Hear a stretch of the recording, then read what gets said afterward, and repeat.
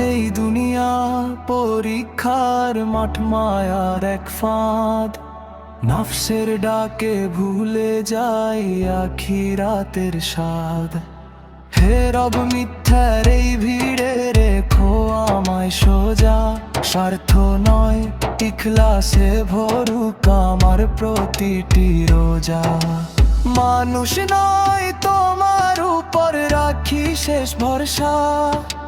তুমি মালিক, তুমি চিরন্তন আশ্রয় বাসা। মানুষের ভরসা কণিক বদলায় মুহূর্তে, শুধু আল্লাহ হইয়াছেন সত্যের নির্ভরতায় অটুটে।